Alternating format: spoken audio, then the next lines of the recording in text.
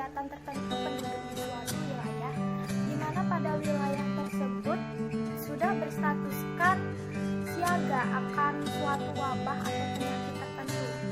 Seperti dilihat berdasarkan PP nomor 21 tahun 2020, pasal 1 dijelaskan bahwa pembatasan sosial berskala besar adalah pembatasan kegiatan tertentu penduduk pada suatu wilayah yang diduga terjangkit coronavirus disease 2019 atau yang biasanya disebut COVID-19.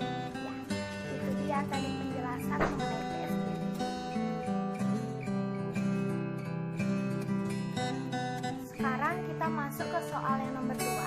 Di sini soalnya lumayan panjang dan jawabannya juga pasti lumayan ya. Jadi soalnya adalah siapa yang berhak mengajukan PSBB dan bagaimana syarat daerah yang dapat mengajukan PSBB.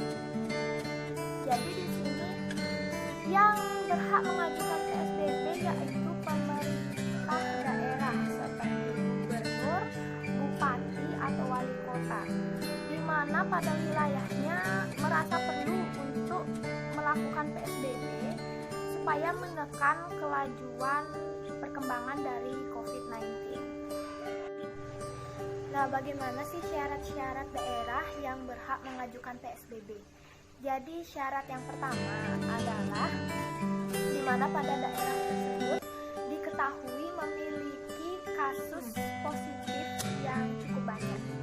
Nah, syarat yang kedua yaitu di mana pada daerah tersebut memiliki transmisi lokal dengan kasus positif yang cukup tinggi. Yang dimaksud transmisi lokal di sini adalah daerah yang melaporkan kasus konfirmasi yang penularannya diketahui secara lokal di wilayahnya.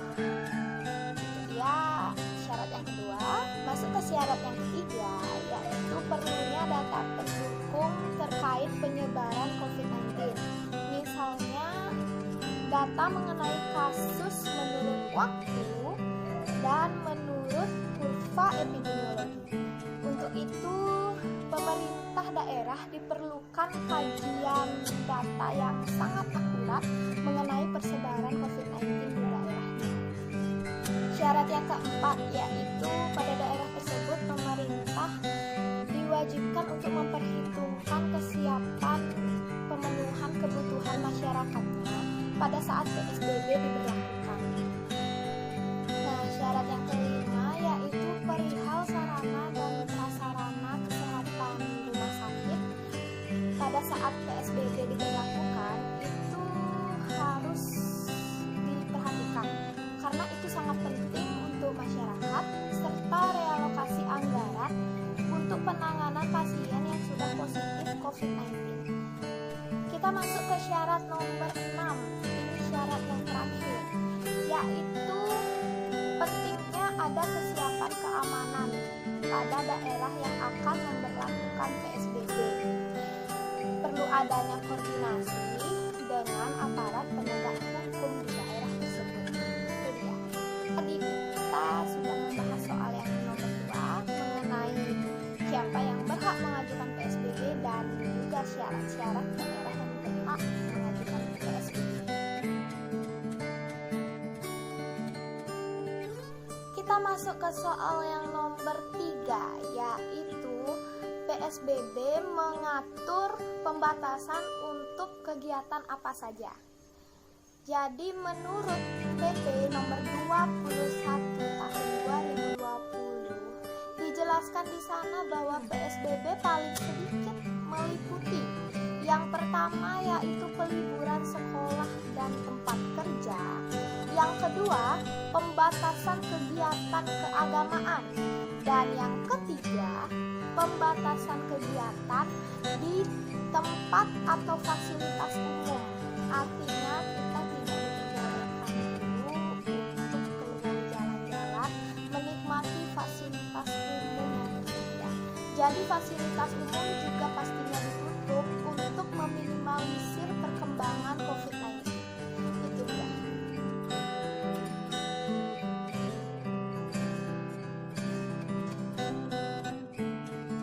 Masuk ke soal yang terakhir,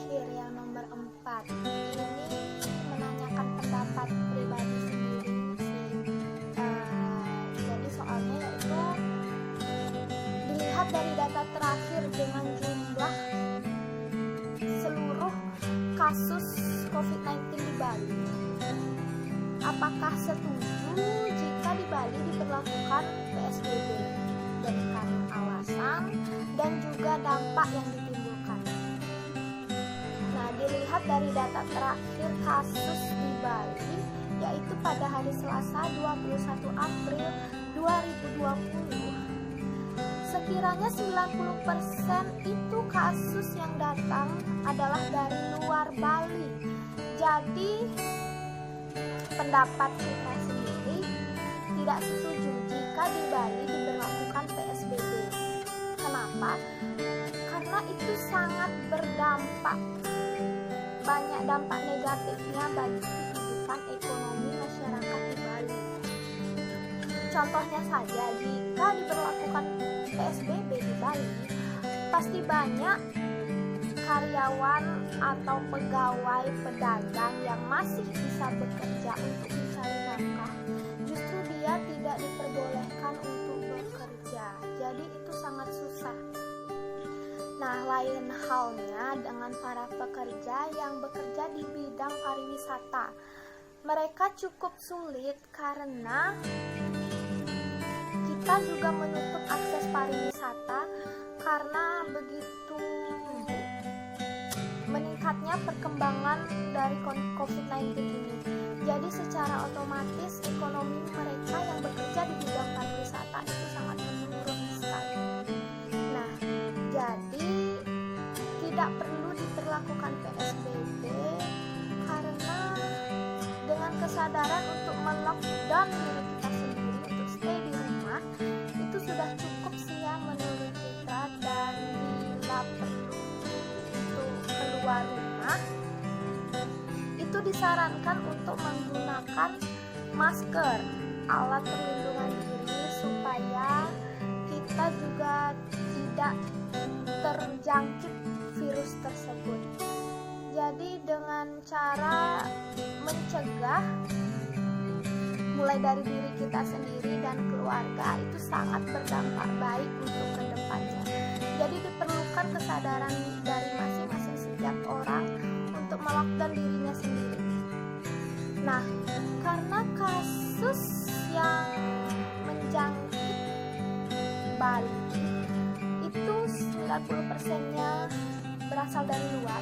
Jadi cara yang perlu kita lakukan itu hanya dengan menutup akses pintu masuk ke Bali dan mengecek kesehatan para pendatang dari luar Bali yang akan masuk ke Bali, entah itu tenaga medis atau pengunjung, itu hanya perlu dicek kesehatannya supaya tidak membawa virus masuk ke Bali. Dengan cara itu saja kita sudah cukup untuk melindungi Pulau Bali. Nah, kita sudah selesai nih. Itu dia tadi 4 soal pembahasan tentang PSBB. Jadi demikian video dari Citra. Sebelum itu Citra bakal kasih tips-tips nih supaya kalian tetap sehat meskipun berada di rumah.